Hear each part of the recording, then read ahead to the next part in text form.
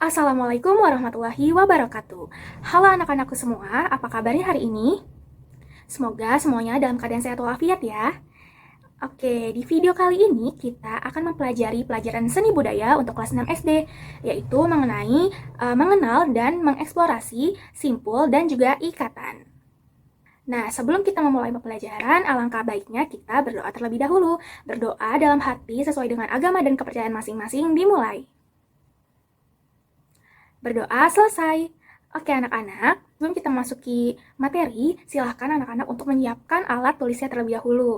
Nanti kalian bisa sambil mencatat poin-poin penting yang akan disampaikan ya. Baik anak-anak, sekarang Ibu akan membacakan terlebih dahulu tujuan pembelajaran kita pada hari ini. Yaitu yang pertama, melalui PowerPoint ini nantinya peserta didik mampu memahami, mengenal, dan juga mengeksplorasi terkait ikatan dan juga simpul. Lalu yang kedua, peserta didik secara mandiri nantinya akan mempraktekkan pembuatan ikatan dan juga simpul dengan cara pembuatan karya sederhana, yaitu membuat gelang makrame.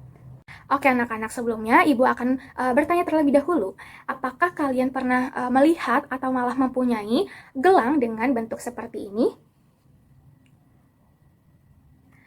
Nah, kira-kira gelang ini cara pembuatannya seperti apa ya?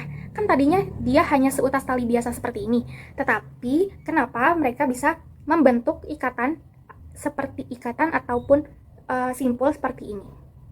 Nah, kalau kalian penasaran, kita akan mempelajari terkait ikatan dan juga simpul yang berhubungan dengan gelang ini. Maka dari itu, silakan simak materi berikut dengan baik. Oke, pastinya kalian sudah sering mendengar tentang istilah ikatan dan juga simpul dalam kehidupan keseharian kalian. Nah, berikut ini adalah pengertian dari simpul dan juga ikatan. Yang pertama ada simpul. Simpul merupakan hubungan antara tali dengan tali. Contohnya dalam kehidupan keseharian kita yaitu adalah ketika kalian menali sepatu, di mana kalian akan menghubungkan antara tali satu dengan tali yang lainnya.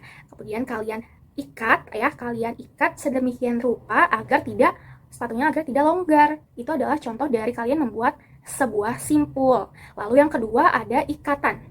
Nah, ikatan ini merupakan hubungan antara tali dengan benda lainnya, seperti kayu, balok, ataupun bambu.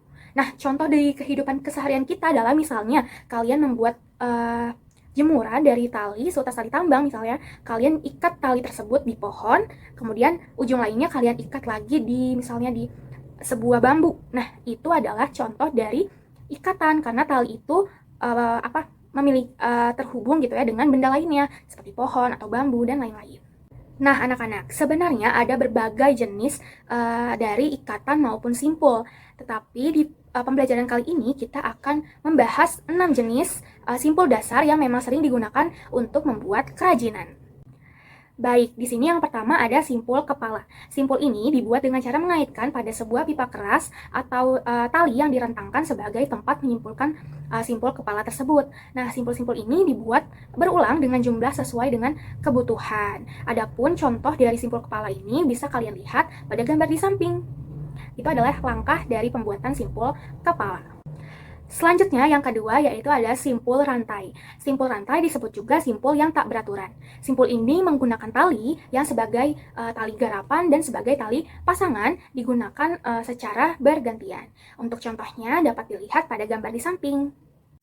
Yang ketiga ada simpul mati. Simpul ini menggunakan ikatan yang sangat kuat sehingga nantinya akan susah untuk dibuka. Berbeda dengan simpul-simpul lainnya di mana memang bisa dikatakan sebagai simpul hidup karena walaupun mereka diikat dengan kuat tetapi mereka juga gampang untuk dibuka kembali. Sedangkan simpul mati harus diikat dengan kuat dan nantinya akan sulit untuk dibuka kembali.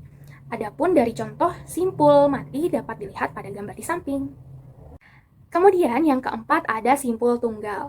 Nah, bisa kita lihat pada gambar tersebut ya anak-anak. Simpul tunggal ini bentuknya itu seperti tangga. Nah, simpul ini juga bisa kita variasikan dalam bentuk memutar ke kiri atau ke kanan. Pokoknya kalian bisa mencoba sendiri variasi-variasi untuk simpul tunggal ini. Sehingga kalian bisa menghasilkan simpul tunggal yang mana.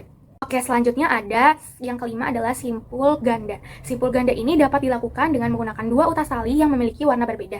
Nah, tujuan dengan membedakan warna tersebut adalah supaya nantinya jalinan ataupun alur dari kedua tali Kedua utasali tersebut tampak terlihat dengan jelas.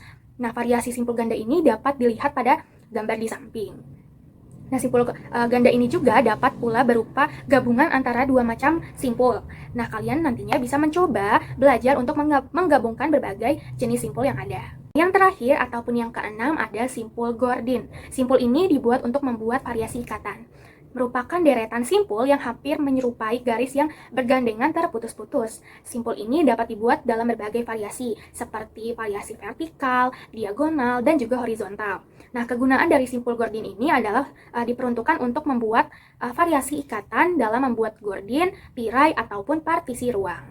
Berikut adalah gambar dari contoh simpul Gordin. Oke, baik. Pembahasan materi terkait ikatan dan juga simpul telah selesai. Tadi kita sudah mempelajari ada 6 jenis simpul dasar yang memang sering digunakan ketika membuat kerajinan. Nantinya anak-anakku semua akan mempraktekkan simpul-simpul tersebut di kelas. Mulai dari simpul kepala, simpul rantai, simpul mati, simpul tunggal, simpul ganda, dan terakhir simpul Gordin. Ketika kalian sudah mencoba ke-6 jenis tersebut, nantinya kita bersama-sama akan mencoba membuat sebuah karya sederhana, yaitu gelang makrama. Baik, kita akhiri pembelajaran kita pada hari ini. Terima kasih banyak sudah mendengarkan dan menyimak materi hari ini dengan baik. Semoga apa yang disampaikan dapat dipahami ya anak-anakku.